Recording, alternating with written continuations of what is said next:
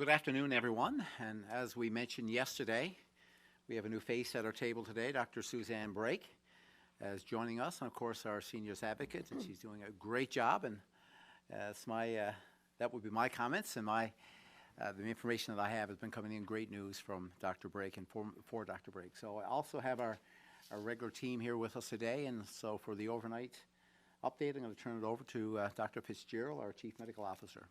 Thank you, Premier. Good afternoon, everyone. Thank you for joining us. I'll start with an update on the number of cases in the province. So since the media briefing yesterday, we have 5 new positive cases. These cases are within the Eastern Health region. Public health contact tracing is ongoing, and everyone considered a close contact will be quarantined. The total number of cases in our province is now 252. That's 234 cases in Eastern Health, 8 in Central Health, 4 in Western Health, and 6 in Labrador-Grenville Health region. 52% of cases are female and 48% are male. And by age, we have 20 people under the age of 20, 37 between 20 and 39, 35 between 40 and 49, 56 between 50 and 59, 57 between 60 and 69, and 47 who are over 70 and above. 7 people are in hospital due to the virus, and of these, 3 are in intensive care. 170 people are now recovered, and in total we have tested 5,370 people. As the number of new cases has remained relatively steady over the last few days, it is clear that our individual actions are making a significant difference on our collective well-being. We must keep this momentum going. Please stay at home as much as possible, wash your hands often and well, practice proper cough and sneeze etiquette, maintain safe physical distancing, and stay home if you are feeling sick. These short-term sacrifices will go a long way in achieving our long-term success. Today, I have advised the Minister of Health and Community Services to consider extending the existing public health emergency order for another 14 days. To view the details of this order, please visit gov.nl.ca/COVID-19. These public health orders are reviewed regularly to ensure we are taking every appropriate action to reduce the impact of COVID-19 in our province and on our people. The measures we have in place are based on the best available evidence of what we know about this virus and what has worked in other areas. While there are still uncertainties as COVID-19 continues to evolve, we do know that it does not discriminate and can affect anyone regardless of age, health, or socioeconomic status. We also know that it is contagious and can spread quickly. I can assure you the preventative actions we are taking are our best defense. These last few weeks have proven difficult for us all and have certainly tested our resolve. However, the tenacity and determination you continue to show in these times of adversity is not only appreciated, but truly admirable. I thank you sincerely for your unwavering efforts. If we all continue to stay strong in our commitment to flatten the curve, I am confident we will succeed in this endeavor. Flattening this curve is about following the orders and restrictions in place, despite the temporary hardship they may cause. Please know these measures are in effect to protect you and keep you and your loved ones safe. The health and safety of our population remains our top priority, and we will do all we can to support you. Please continue to support each other as well. Maintain strong social connections while at a distance with your friends and family, and check in on them regularly. This is one of the best ways to take care of others and ourselves. Although we are more limited right now in our ability to do the things we enjoy, it is still important to maintain our hobbies and pastimes to the extent possible during this time. Things that bring us joy and purpose and activities that keep us physically and mentally well are very important. As a recap, for those who may have just joined, we have 5 new cases since yesterday's media availability. The total number of cases in the province is 252. The breakdown by health region brings us to 234 cases in Eastern Health, 8 in Central Health, 4 in Western Health, and 6 in Labrador-Grenville Health. Please stay in your bubble and stay safe, and we will get through this together. Though it may be difficult to imagine right now, there will come a day when we will look back at this time in our province with pride in knowing that it was not COVID-19 that defined us, but our own strength and resilience. Our collective actions will have a significant impact on how COVID-19 progresses in our province. So thank you. Well, thank you, Dr. Fitzgerald, and once again, thank you for the reminder of the resolve that we have as Newfoundlanders and Labradorians. 5 new cases today. That's 5 people that received a phone call to say that they had tested positive for COVID-19. That's 5 too many. And we know that every decision that we make is with the safety, your safety, top of mind. We also know that some of the decisions on many of you have been difficult, and that every decision may not have been perfect in your estimation. But I can assure you that the work that we're doing is with you in mind. The work of our joint committee, our all-party committee, we still meet regularly, and it's about protecting you, protecting your family, and supporting all our families and friends in our neighborhood.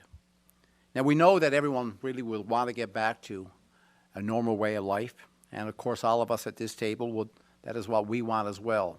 All of us would want nothing more than that. But the thing is we are where we are right now, and it's about safety, it's about protecting you, and about saving lives. So at the end of the day, it all comes down to making sure that when we do get back to regular lives, we have those family units still intact. So in order to make that happen, we have to take responsibility and continue to follow the guidelines as our Chief Medical Officer just outlined.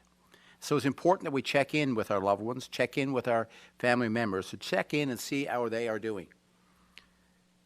So when we look at the decisions that we made, as I said, it's about your safety in mind. Now, one of the decisions that we made back in 2017 was put in place for the first time ever in the history of Newfoundland and Labrador, a Seniors Advocate. So we're very pleased today to have Dr. Suzanne Brake with us. And at times like this, we know that it's important for the work that she's doing to make sure that she stays connected, listening to the concerns and issues that are on the minds of seniors within our province. So at this time, I'm going to turn it over to Dr. Brake, and she will give us some insights of the work that she's been doing and the supports that are in place for seniors in Newfoundland and Labrador. Thank you very much. I do have some thank yous to start with. I'd like to thank Premier Ball for inviting me here today on behalf of all seniors in the province. And I also would like to thank Dr. Haggie and Dr. Fitzgerald for your daily updates. This is a time of total uncertainty, and we are all experiencing general angst due to the disruptions in our daily lives. Having this daily COVID-19 update is a focus to many people, especially seniors, throughout our province. It keeps people grounded. I also would like to thank, on behalf of seniors, all of those essential workers who are out there, who are working every day, putting your own selves at risk. And you know who each and every one of you are. And on behalf of seniors, I also want to give you a big thank you. In Newfoundland and Labrador, we have a population of just over 500,000 people. Some might say that's just a suburb of Toronto. But that's how many people we have in our province, and we're spread over a huge geographical area. Just over 100,000 people in our province are 65 years and older. So that's about 20% of our population. And 80% are less than 65 years old. As we grow older, many of us develop chronic diseases and conditions, and some of us have compromised immune systems. It's important to remember that this disease can be caught by anyone of any age. But if you are an older person and you catch this disease, you're likely to be much sicker and may possibly even die. And that's a terrible thing to think about. And I know that a lot of seniors out there are very worried and concerned about that very issue. So we have to learn, and we have been learning, how to protect ourselves and others how to protect us. The very best approaches have been explained to us over and over again, and Dr. Fitzgerald just explained them once again to us. So we as seniors have to self-isolate. We have to keep ourselves away from other people, and also the rest of the population must distance themselves from us and practice those same basic hygiene practices. I receive many calls and many emails and many texts, even in my own home, expressing concerns about what today and what tomorrow is going to look like. And as I see it, there are three different groups of seniors in our province. There are those who are very physically and psychologically able and capable of managing changes in their lifestyles. They can order their groceries, they can do yoga at home, they can figure out how to get their medications, they can put on a mask and they can bring themselves to their appointments. They can bank online, they can socialize through Facebook and other social media means. What I'm going to say to you is keep up the good work. You are continuing to self-isolate and distance yourself when you're out there, and that's extremely important. But there's a second group of seniors, and they are those who may need some support and assistance in order to carry out those activities of daily living.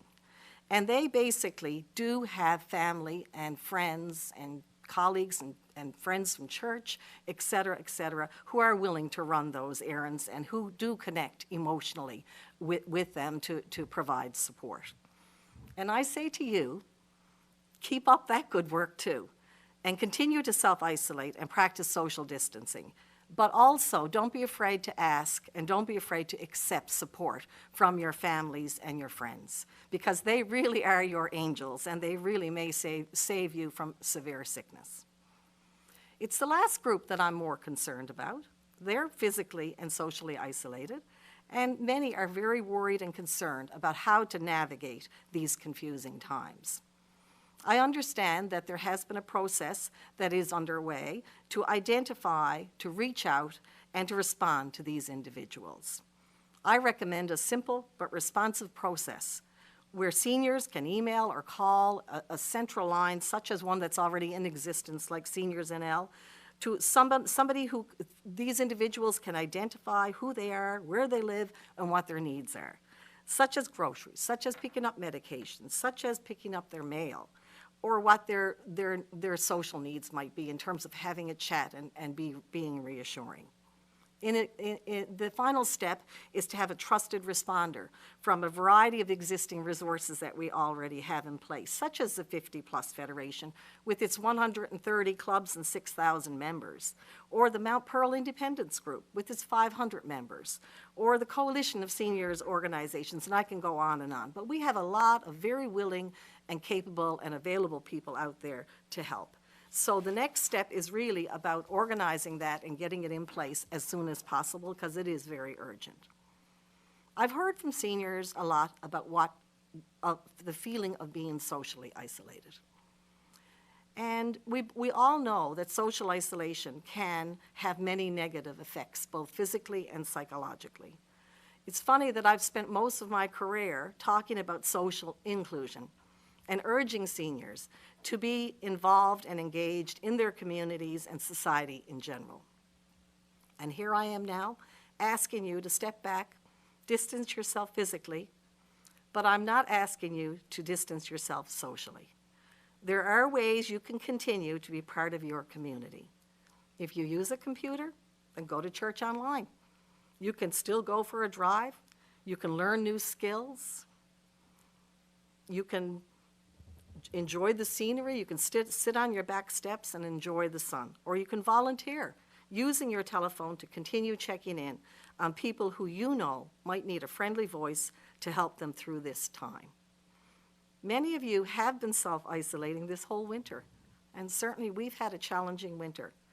And now we have a different kind of storm in front of us and that we're weathering our way through, but I know that you can do it. I know we all can do it.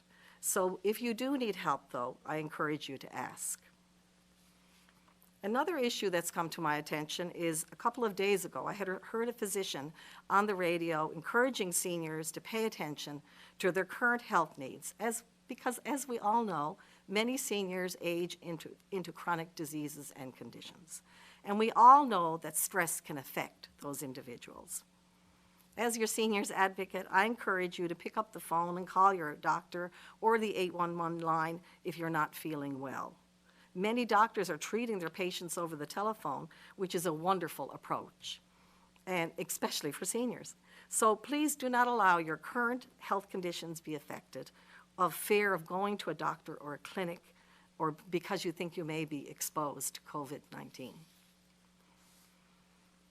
I've also received calls from concerned families and friends who have loved ones living in long-term care facilities or personal care homes.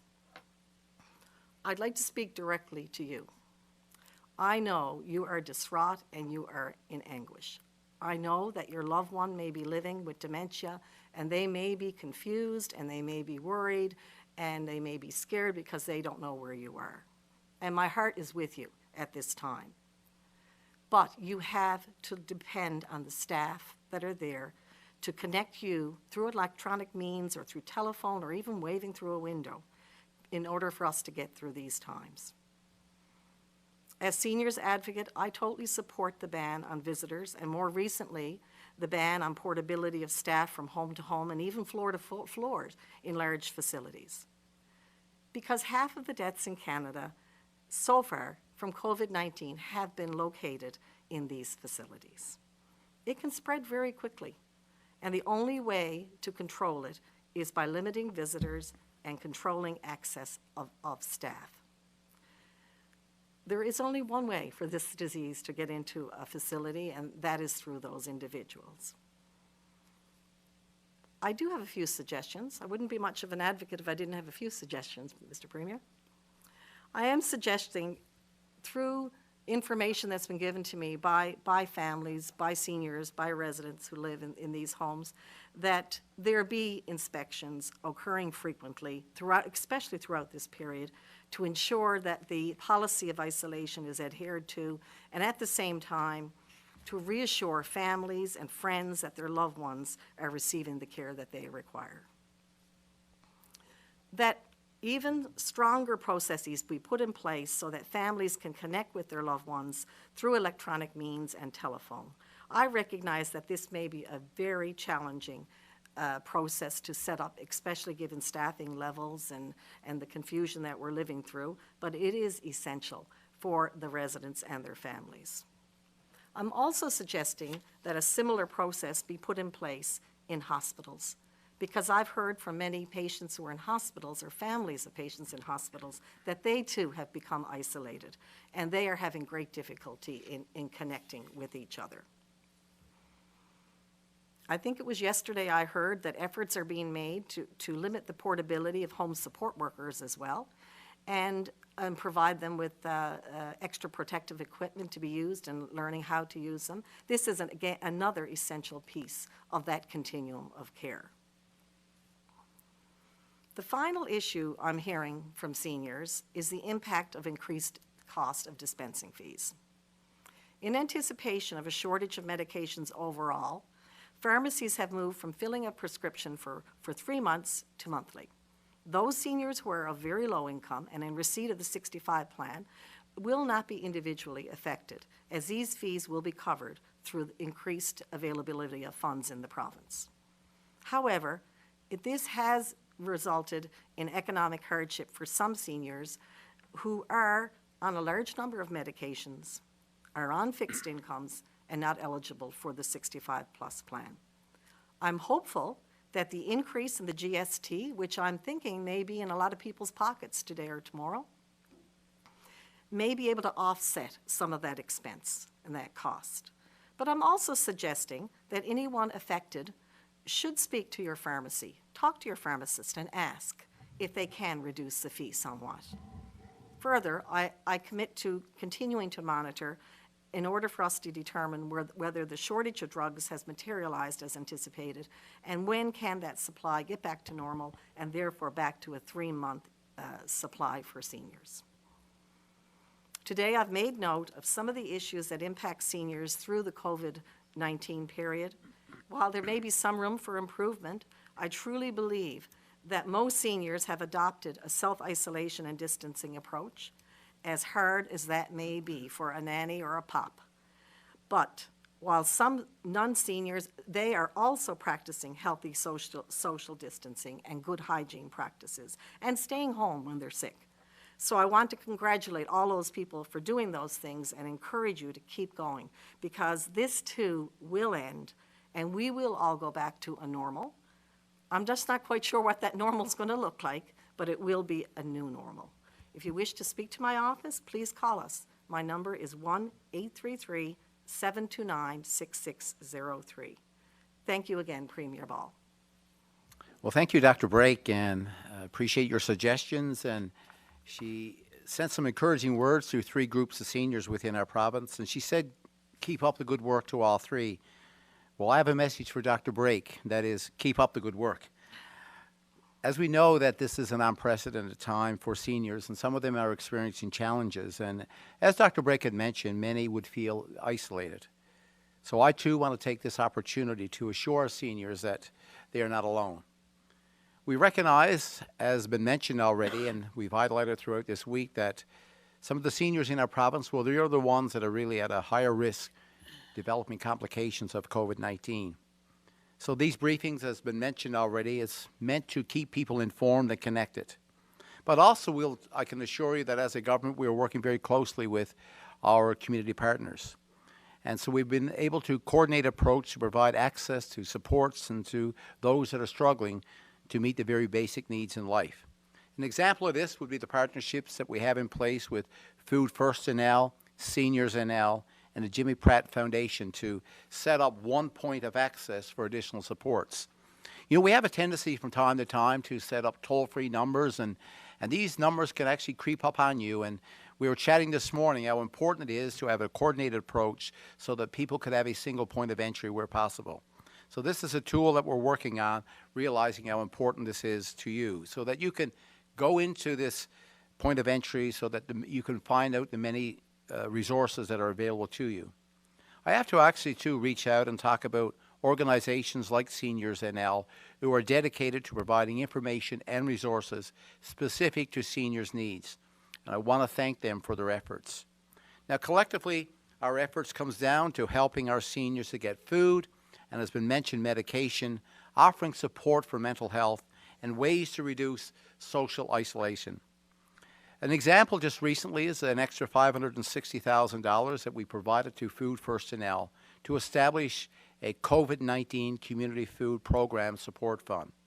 Also, we provide funding for 150 organizations that have been approved for some funding from the government of Newfoundland and Labrador. And that includes 27 food programs targeted specifically for seniors. So our supports don't stop at providing food. We have a group called Connections for Seniors. They respond to homelessness and helping seniors who are in self-isolation, helping them with meals and other required supports. At this time, I would like to reach out and thank the department and their staff for the great work that they were doing at this very difficult time and working very closely with our community partners to deliver these essential services to our seniors. They are also working out and they are also finding ways in what is a crisis, a health crisis within our province, in being a little creative and finding innovative solutions during this challenging times. Dr. Brake also mentioned the 50-plus clubs within our province, and this is a very energetic, vibrant group that we see throughout many communities within our province, and thousands of people and seniors, as been mentioned already, are active members of this group. They're taking the time to put in place some one-on-one calls to support our seniors and to supply information to their members. It's extremely important at this particular point in time. We know they can't meet physically, but I am delighted to hear that they're staying connected in a virtual way. Now, all of these organizations and groups represent thousands of seniors throughout our province. These groups, staying connected, are essential in providing the supports that seniors need today. And not just during this COVID-19 pandemic, but I can say today that I'm extremely proud of the work that the seniors are doing in staying connected in our communities pre-COVID-19, and I'm sure, as Dr. Brake has mentioned, we'll be there post-COVID-19. Now, this week has been mentioned as well that Dr. Fitzgerald put in some new guidelines that would prohibit long-term care home staff from working on multiple locations, and Dr. Brake just reinforced the importance of doing this. And of course, this also applies to personal care homes. What this really comes down to is safety. So we are once again extremely grateful for the staff who go out of their way in making sure that our seniors are kept healthy, safe, and active in our province's long-term care and personal care homes. Dr. Brake also mentioned the complications and the impact that the extra dispensing fees and the cost of medications are having on many seniors in our province. And we recognize that. And I know Minister Hagee and I, along with the Chief Medical Officer, we've been talking about this and exploring ways to reduce the cost. We know now that through the foundation plan and the 65-plus plans that we have through the Newfoundland and Labrador prescription drug program, well, we've been able to find a solution to that so you're not impacted by the 2 extra fees. But we know this, we must continue to work, and we are working with the college and the board that represent the members of pharmacists throughout Newfoundland and Labrador, and discussions are underway that we can find a way and a solution to deal with this 30-day supply, recognizing this is putting financial hardship on many seniors within our province. And we're hoping to have some new information, very quickly on how we can actually deal with this in the coming months. When I speak of partners, I will tell you that one of the strongest partners that we have throughout all of this is the one with our federal government. And they're working with the provinces and our various organizations in our province collectively to support our seniors. Programs like Horizons for our seniors program, there's a fair amount of money that they've been putting there federally to support those through those programs, which will eventually find its way to support seniors within our province. They've also put some money with the United Way, some $9 million federally. Some of that will find its way into our province to support some of the most vulnerable people that we have in our province as well. So we will remain committed. We know that through strong partnerships, it's the best way that we can work our way through this. So those partnerships with the federal government and of course with the Seniors Advocate are very important as we continue to meet the needs of some of our aging within our province. And speaking of aging, we have a provincial aging council on aging within our province, and they supply and provide some great advice as we make decisions that represent this large portion of our population. So I guess when you bring this all together, it's important once again to recognize, as Dr. Brake has mentioned, the over 100,000 seniors who have given a lot in their lives to the development of our province. And as we continue now in their time of need, we must be ready to step up for them in what is extraordinary times in our province. So I encourage you, if there's a senior that's in your neighborhood, feel free to reach out. If some of them do not have access to a computer, then as a good neighbor, provide the necessary supports where you can to make sure that they can access the resources that they need and those words of encouragement during these challenging times. So I want to thank Dr. Brake for joining us today. I now hand it over to Minister Hagee for his comments and his insights on what he sees at the great work that the seniors are doing in our province, and I'm sure some colorful comments on his view as what has been happening and occurring in our province. Thank you very much, Premier. Before I actually get into my remarks, I'd like to address an issue that was brought up by Patrick Butler yesterday from Radio Canada about the French translation for our self-assessment questionnaire. On looking into it, there was an issue. The translation was late and delayed, and we have remedied that. The translation is now up to date. Je vous en prie pardon. My apologies.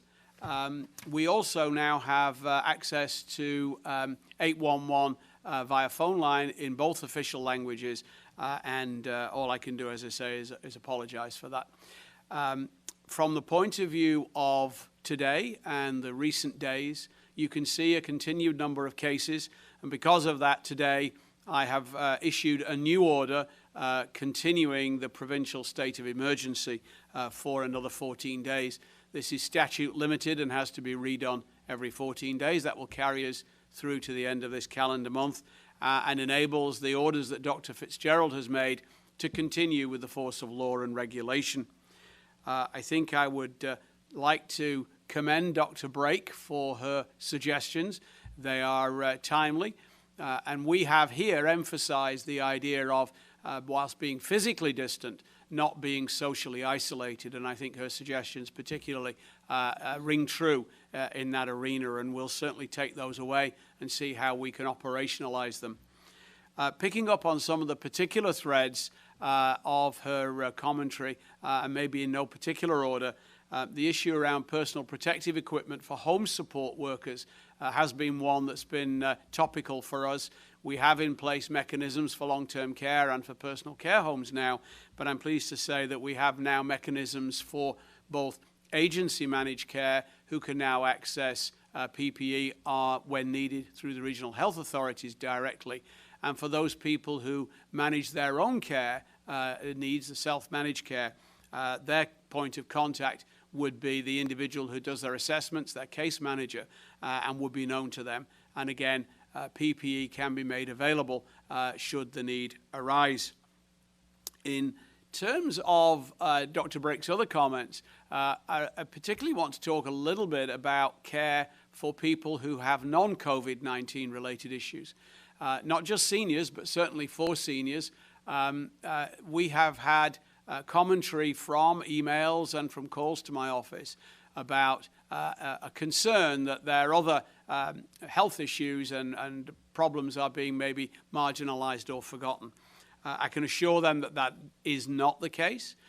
We've made sure that the VPs of medical services across the regional health authorities have been fully engaged in this. And my understanding now is that each regional health authority has an ability whereby the physicians working in their facilities can be contacted directly or indirectly. They keep an eye on their clinic lists. They are available for consultation, either virtually or, if need be, face-to-face, and that anyone who has health concerns there should contact their clinic locally or their specialist office there. The College of Physicians and Surgeons of Newfoundland and Labrador have issued very clear direction as recently as 2 or 3 days ago, encouraging doctors to be accessible for their regular patients, to discuss where appropriate by phone or virtually their care needs and ongoing requirements, particularly where there's a discussion to be had about specialist procedures or referrals, and to make sure that they are aware of the virtual care options that are now available. My office informs me we have well over 650 physicians and nurse practitioners who've signed up for that virtual care option. On the flip side, as Dr. Brake referenced, people do have concerns about going to healthcare facilities in case they may catch something. With the visitor restrictions now in place and the policies about masks and being met at the door and screened, I would suggest that we have done as much as is humanly possible to minimize that risk, and certainly anybody who's advised by their physician or healthcare provider to go to a facility for their care needs should not hesitate to do that. The final piece is around the issue of the dispense fees. We were engaged very early on with the pharmacy board after they issued their standard practice procedure for pharmacists, and have been working with them to see what the art of the possible is about getting this amended. The Pharmacists Association, too, are very concerned about this. They have been excellent in the way they've stepped up in this crisis, providing frontline services, and they too are concerned about exposure to their staff, but also the worry of clients coming on a more regular basis than would otherwise be the case. They have moved very actively and proactively towards delivery options, both curbside and home deliveries. And I think that's not just a particular feature of, say, urban areas as well, because I know it's in place in rural too, and I commend them for that. They're also able and willing and are providing phone counseling around medication reviews and these kind of things for people who may be on a large number of medications. So again, it's an issue for us. We'll continue to work through that. We have just shy of 95,000 individuals on either our seniors plan or our foundation plan, and we have undertaken to meet the extra dispense fees for this group, a cost which will actually add about $15 million each year should this go on long enough to the NLPDP drug budget. So again, I've tried to address some of the concerns that have been brought to me and my department. The closing remark I would make is, again, to thank Dr. Brake for her work, to encourage seniors to be engaged and connected in the safest possible way.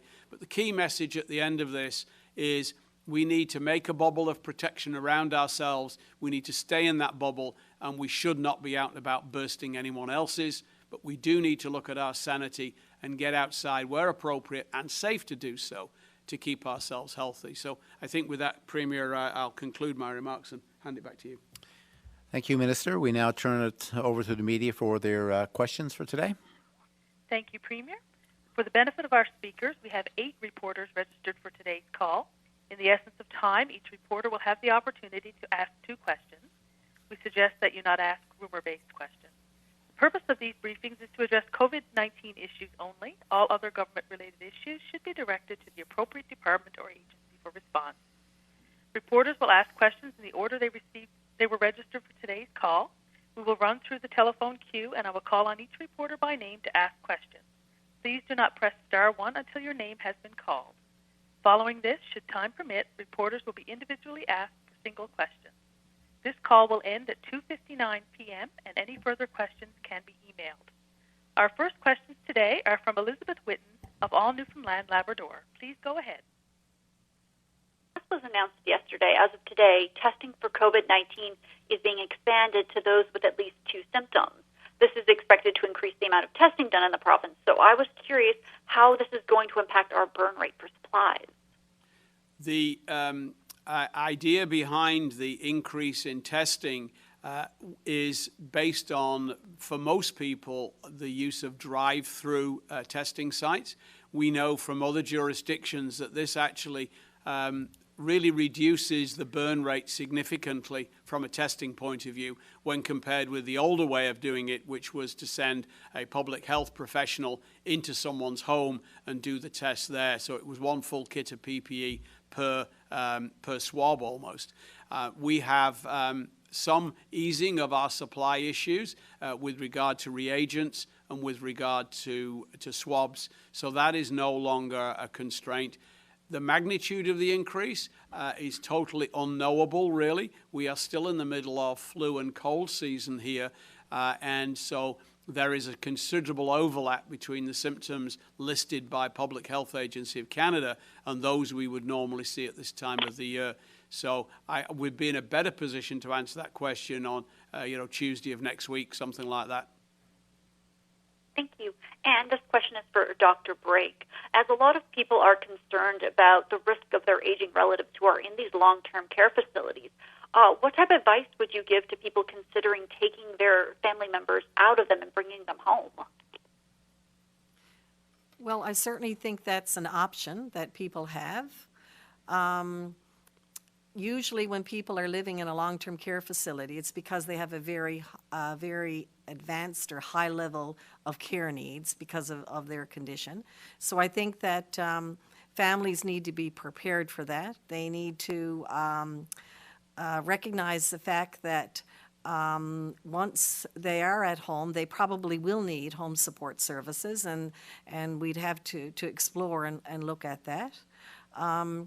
I mean, there are pros and cons. Some people are well equipped and capable and are not working in their offices right now, so they actually have the ability to be able to do this. But on the other hand, there are certain, types of care and needs that need to be met if you're going to be living at home, and often equipment as well. So those are all the kinds of things that might need to happen.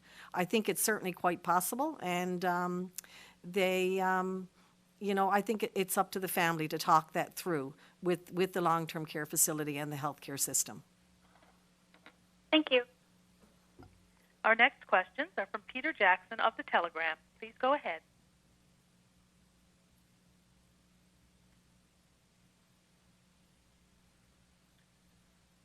I'm wondering what the province can do or is doing to mitigate the likely increase in domestic violence, which we've seen in other jurisdictions now because of the lockdowns and stuff. Are there any plans for a phone line or other support to help people who are fleeing a domestic situation?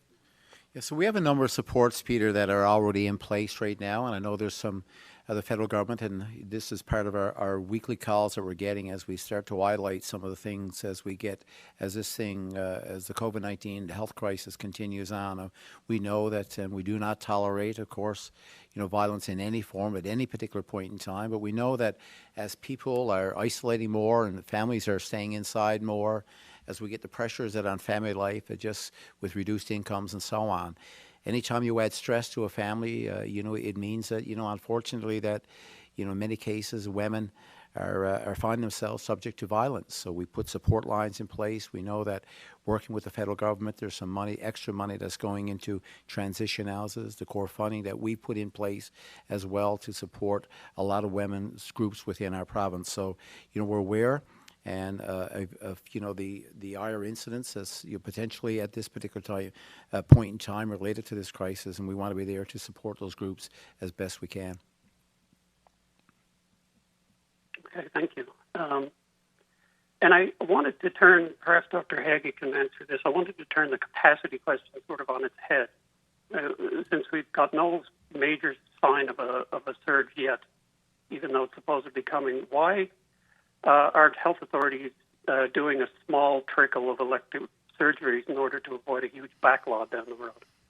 That's a very good question, and it's one we look at on a regular basis. And it reflects really some of my comments about the need for ongoing care for non-COVID related problems. The facts of the case are we don't know what we don't know about this, and out of an abundance of caution several weeks ago, we took action there. There is a huge lag time between stopping elective surgeries and actually seeing the beds free up. I would think, on the basis of the data I've seen, it took well over 2 weeks to start to empty out the acute beds from people who had been in for elective procedures. The challenge is that because of the nature of this condition, should we start to see an uptick in cases on a daily basis, we know from elsewhere that we're within 3 or 4 weeks of a peak coming. Given that, it might be very difficult to then deal with a group of people who you'd brought in on a planned basis, but now have to get out quickly on an unplanned basis. But it's going to be part of the challenge of the new normal when we try and figure out what that right balance is between space for COVID and a surge and actually doing some elective work. Because at the end of the day, what may have been elective at the beginning of March, by the beginning of June, probably isn't going to be elective anymore. It's moving up in terms of its clinical priority, let alone the agitation the patient might be suffering. Yep. Okay, thank you. Our next questions are from Patrick Butler of Radio Canada. Please go ahead.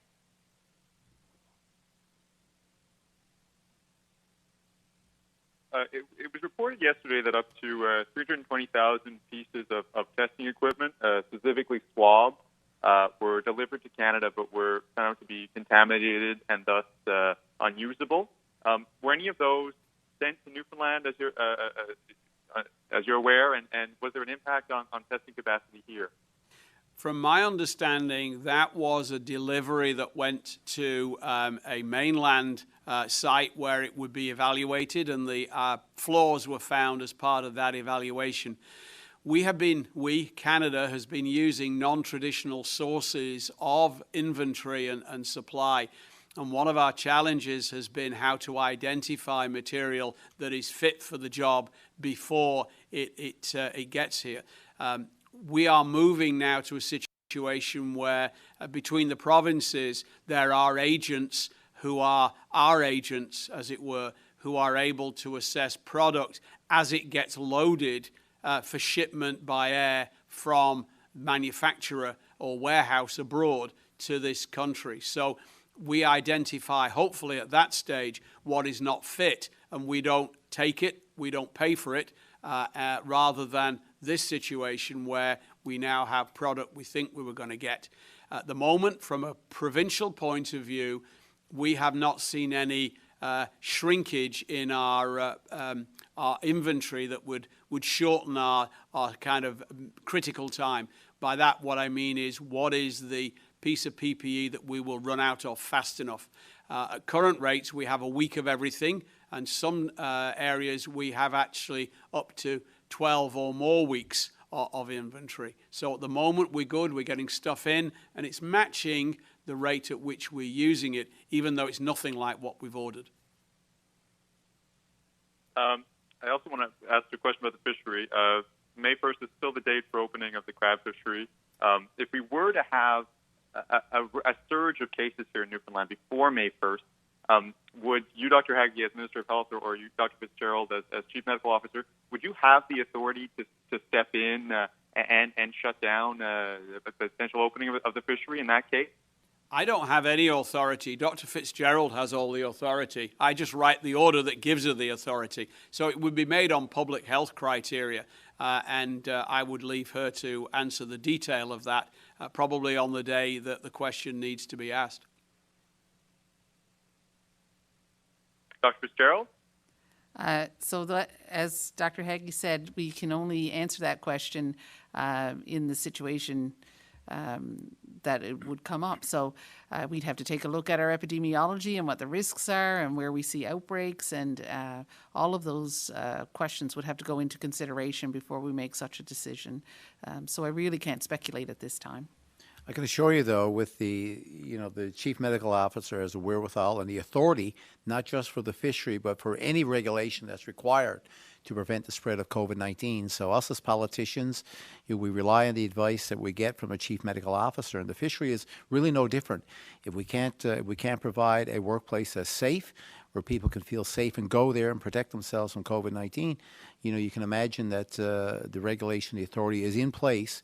That's the key to the piece of legislation that the Department of Health and Community Services, put in place now a couple of years ago, and it actually outlines the role of Chief Medical Officer and the authority that she would have. Her job is to protect the people of the province, and my estimation, she's doing a great job. Thank you. Our next questions are from Tyler Dunn of VOCM News. Please go ahead. Thank you. My first question is for the Premier. Today, the Prime Minister said he'll be speaking with the Premiers about rent relief for businesses in the provinces and territories. Has this already been discussed here? And if so, what might that look like in the province? Well, I think that question would be better asked probably tomorrow. We know during this crisis that there are many businesses, a lot of small businesses that are experiencing some very difficult challenges now, very little revenue and operational costs, and still trying to support some of their employees. What we want is we recognize that the job creators in Newfoundland and Labrador will be many of those small businesses. Many of them are struggling right now. So we'll have a call tonight. Usually these are long calls, and we'll be working with the federal government, and the province will be working too to add some supports where we can, given the impact that this is having on many small businesses within our province. And keeping in mind that when we get through this health crisis, we need those businesses to be in a strong place so that they can recover, from the financial problems and difficulties that they're currently experiencing. Thank you. And for Dr. Fitzgerald, we keep hearing about the second wave or second phase of cases hitting the province. You've already asked 2 questions. We have to move on to the next reporter. Thank you. Okay, thanks. Our next questions are from Kellyanne Roberts of NTV News. Please go ahead. Thank you. Premier Ball, are you considering bringing the House back anytime soon to deal with COVID-19 legislation?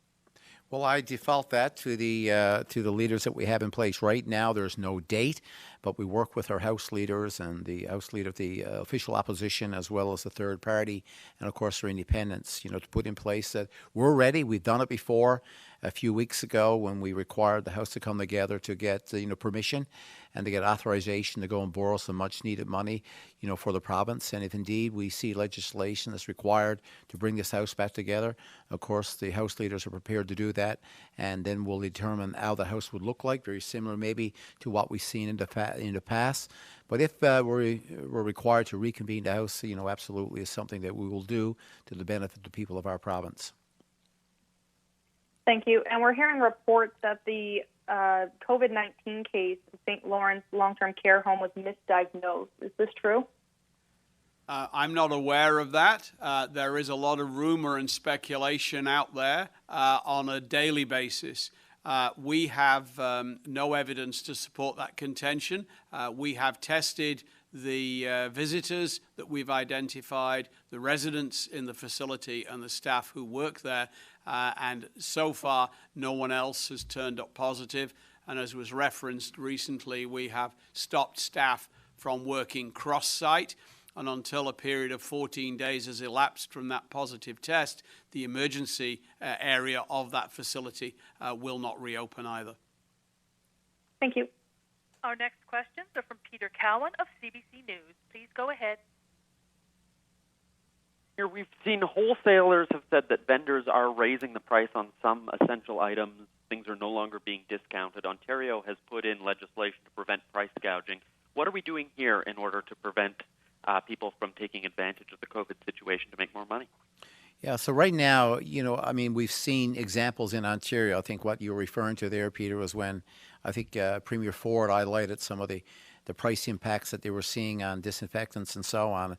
We're not seeing that in Newfoundland and Labrador. I've spoken to many of the retailers, and that they've made a commitment that they would not see, some significant increases in the cost of essential products within our province. I haven't heard this from any consumer group or the experience, but I do know that there's expense side that many people are experiencing, and the last thing we want to see is this being downloaded onto the consumers within our province. Last night we saw large groups of people at the gas pumps in Labrador as word got around that there was going to be a 30-cent increase. What do you have to say to people who are outraged about this and fear that their health and safety were put in jeopardy by causing people to have to do this sort of behavior? Yeah, so, this is when you look at the work of the PUB and the Public Utilities Board that I'm referring to here, the work that they do in regulation of gasoline and products like, diesel and so on, that we would see in our province. So what happened there, and I think what we know is that there was a large inventory that came into central Labrador and the Straits area. So this is inventory that would have come in last fall when oil prices were much higher. And we've seen it, provincially, the impact of the lowering of oil prices. Well, what we're seeing now is the impact of the purchase of gasoline and so on that would have been bought last fall to have appropriate storage in place for the winter period. And so this was bought at a higher price, and therefore what we're seeing through the Public Utilities Board, through gasoline regulation, that price being substantially lower than the cost. So a submission was made to the Public Utilities Board to actually, correct this. Unfortunately, what we're seeing today is a significant increase of some 30 cents in those areas. But what will happen in a few weeks is that as this gets adjusted, we will see a dramatic decrease to reflect, the new pricing structure. So it's something that has been a problem in this area in Labrador. It goes back to a decision that was made a few years ago, many years ago, I should say, when there was some advocacy that was done in that area to actually have it adjusted on a weekly basis. But it once again highlights the problems that we're seeing with the increase and the decrease in global oil pricing, and now it's having an impact in Labrador. But I can assure the people of that area that this is a short period of time, and you will see a dramatic decrease once a new inventory arrives. Our next questions are from Drew Brown of The Independent. Please go ahead.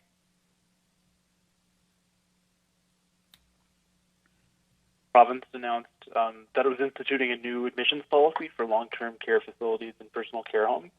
I was just wondering if you have a rough idea of how many of these facilities are currently in compliance with this. What I can tell you about the admissions policy for long-term care particularly is that we have a policy now that applies across the RHAs. It is essentially to demonstrate that someone who is leaving an acute care facility to go into long-term care, and we still need that because if you remember, one of our challenges in acute care beds across the province has been what we've referred to as alternate level of care patients, patients who don't need acute care but need a different kind of care that can be provided better in long-term care. So we need to be able to do that. These patients are tested before they go, and then they go into isolation under appropriate circumstances in the long-term care facility where they go. We have been working very closely with the personal care home operators who are equally keen to make sure that they don't end up with COVID-19 in their facility. And, you know, if the recommendations are how many tests and periods of isolation change, then obviously that will be done on basis of best public health advice. But it's an ability to move people out of acute care safely into long-term and personal care homes that we need to allow the system to be able to continue to function properly. Mm-hmm. Absolutely. I was just wondering if you could walk us through the mechanism where, like, government is just confirming that long-term care facilities and personal care homes are complying with this new admissions policy. Well, the admissions policy, from our point of view, it has requirements on both the referring hospital to send the patient out in terms of testing and requirements on the part of the long-term care facility. Long-term care facilities are different. They are accredited in the same way that acute care facilities are. So their inspection piece is somewhat significantly different. It's akin to an acute care facility. It's governed by the Patient Safety Act. There is access to all the services that a regional health authority would have in terms of infection prevention and control, and they would be the folk who would go in and deal with the actual education of staff if that was necessary. The RHAs would provide the PPE and so on. With a personal care home, we actually have a book now for the personal care homes. They've been very open to discussion. They've been really keen to adopt best practices because it's in everyone's interest to do that. We have a regular inspection regime for personal care homes. That's done through the regional health authorities. We also have additional requirements around specific care items. So, for example, there is a requirement for personal care homes to meet a certain nutritional standard and menu guidelines. So a community dietitian goes in to deal with that. We now have stepped up with infection prevention and control about making sure that their staff are educated. That's ongoing. And basically, the personal care home can ask at any time for further advice and further visits. Our caveat is that we really want to minimize the number of new people who go in through the doors. So whilst the patient is one thing, the resident is one thing, we don't want really a stream of social workers, dietitians, infection control people wandering through a building. We have really been very, very strict and a lot earlier in terms of strictness about keeping visitation out of personal care and long-term care. That's an upside from COVID-19, but as you heard from Dr. Brake earlier on, it has a downside in terms of connectivity and isolation, and we probably haven't worked our way quite through all of those elements. Operator, would you please keep the line open past 2:59 so that our final reporter has an opportunity to ask his question? Thank you. Our next questions are from Keith Doucette of the Canadian Press. Please go ahead. This is for Dr. Hagee. Are there any of the province's long-term care homes facing staffing shortages? And if so, what is the province doing to make sure that there are enough frontline staff if you happen to have an outbreak there, such as happened in Nova Scotia and, of course, obviously in Ontario and in Quebec? All our long-term care facilities designated and licensed as such, with the exception of one, are actually regional health authority facilities. The RHAs, the regional health authorities, advise me that they are not aware of any focal, local area of staffing shortage within those facilities. Should that situation change, then we have access to casual and float staff, again on the caveat that they work in one location rather than across sites. And further in addition to that, we have approached and got regulatory approval through each of the licensing bodies if we were under a surge situation where we can recruit and relicense very rapidly, even over the phone, recently retired healthcare providers, be they LPNs, PCAs, RNs, or that. So we've got a tiered response, and we don't have any information at the moment there is a staffing problem in those areas.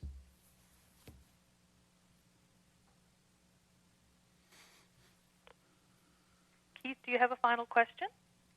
Okay. So I'm wondering about, you said you haven't had your surge yet. Obviously, a similar situation occurred here in Nova Scotia, and then all of a sudden we've had a bit of a surge, and it's directly related to long-term care homes. Does that remain your biggest area of concern in all of this? We are very acutely aware of the painful and sad fact that half of the deaths across Canada have occurred in long-term care and personal care homes. We have been very active early in terms of restricting visiting and then banning it altogether. And we have acted, I think, promptly to make sure that those individuals who are working in those facilities concentrate on one facility rather than moving between facilities or between facilities and outside activities in terms of other jobs. It still remains an area we will focus on, and I don't think our focus on long-term care will lapse until the wave goes and we start to look at returning to normal. Okay, thank you. Thank you very much, Minister. The time for questions has ended. Please join us again tomorrow at 2 p.m. Newfoundland time, 1:30 in Labrador.